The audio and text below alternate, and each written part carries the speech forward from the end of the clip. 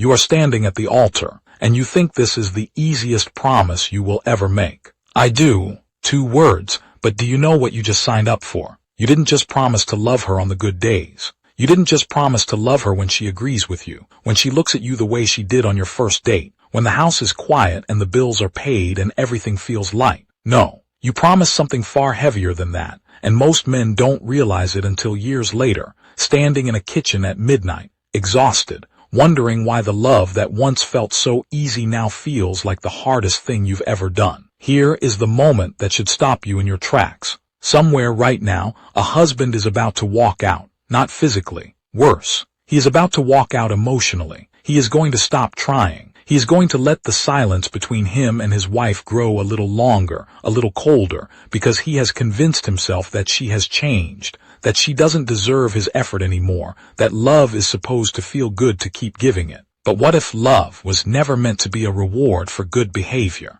What if love was meant to be a sacrifice? There is a verse tucked into the book of Ephesians that most husbands have heard read at their own wedding, nodded along to, and then quietly forgotten the moment the reception ended. It says this: "Husbands, love your wives just as Christ loved the church and gave himself up for her." Ephesians 5:25. Read that again. Not just loved, gave himself up. Think about what that actually means. Christ did not love the church because the church was perfect. He did not wait for humanity to clean itself up, to stop failing, to stop doubting, to stop turning away from him before he decided it was worth dying for. He loved first. He loved while the church was still broken. He loved all the way to a cross, bleeding, abandoned, mocked, and he did not pull back his love even then. Now ask yourself honestly, is that how you love her? Or do you love her the way most of the world teaches men to love? Conditionally. Only when she meets you halfway. Only when she says the right things, does the right things, makes you feel like a king.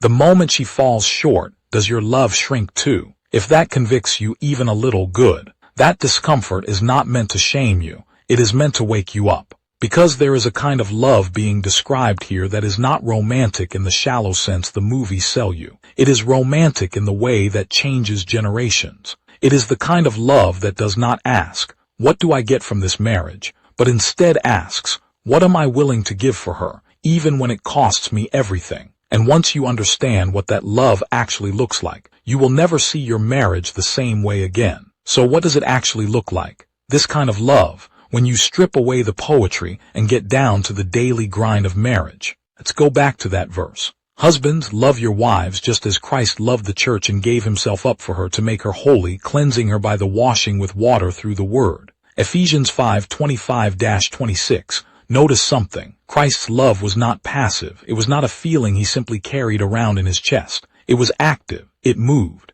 It served. It sacrificed. It gave itself up for the good of another, even when that other person could offer nothing back in return. Now bring that into your kitchen, into your bedroom, into the car ride home after a long day when neither of you has said a word. When she is overwhelmed, exhausted, snapping at you over something small, is your first instinct to defend yourself or to ask what she needs? When she has changed since the day you married her, when her body has changed, her energy has changed, her patience has changed, do you love the woman standing in front of you, or are you quietly grieving the woman she used to be? Christ did not love a future perfected version of the church. He loved her in her mess and committed himself to her transformation. That is the model. Not, I will love her once she becomes who I want her to be, but I will love her now, and my love will help her become who she is meant to be. Think of it this way. A candle does not resent the flame for burning it down. It exists to be consumed so it can give light to the room. That is uncomfortable to sit with, isn't it? Because our culture tells men that love should feel good, should be convenient, should never cost too much.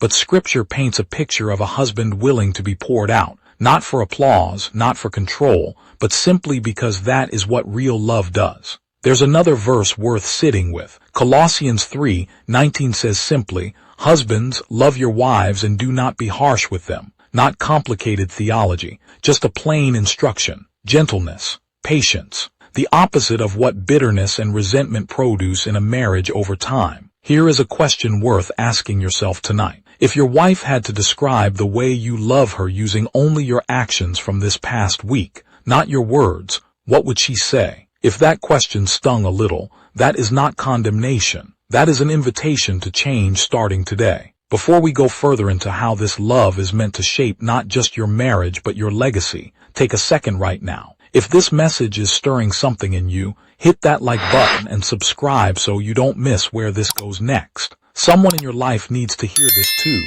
so share it with him. Let's return to that image from the very beginning. You, standing at the altar, saying two small words that carried a weight you didn't fully understand. Here is the truth marriage will teach you whether you're ready for it or not. Love is not something that happens to you. It is something you choose, again and again, especially on the days it makes no sense to choose it. Look at the cross one more time. Christ did not die because the church earned it. He did not wait until we proved ourselves worthy. Romans 5:8 says it plainly. But God demonstrates his own love for us in this. While we were still sinners, Christ died for us. Still sinners, still failing, still turning away. And he loved anyway. He gave anyway. He stayed anyway. That is the love you are called to bring home tonight. Not the love that keeps score. Not the love that withdraws the moment she disappoints you. Not the love that says, I'll give more once she gives more. But the love that gives first, that gives when it's not convenient,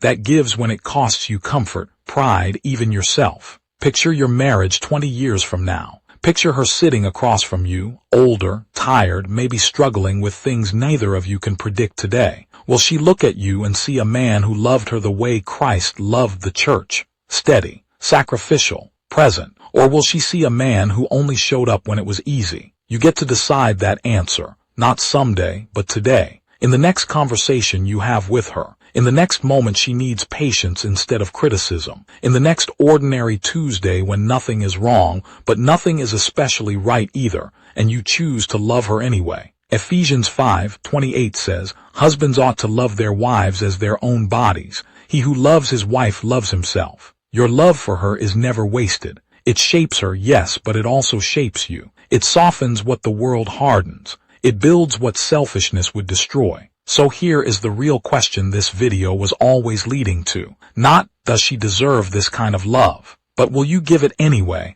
the way it was given to you? If this message reached something in you tonight, don't let it fade by tomorrow morning. Go tell her you love her not with a text but by how you show up for her this week. Be patient when it's hard. Be present when it's inconvenient. Choose her, over and over, the way Christ chose the church. If this story moved you, make sure you're subscribed. Drop a comment telling us one way you're going to love your wife differently starting today. And share this with a husband who needs to hear it. Because love like this doesn't just change a marriage. It changes everything it touches.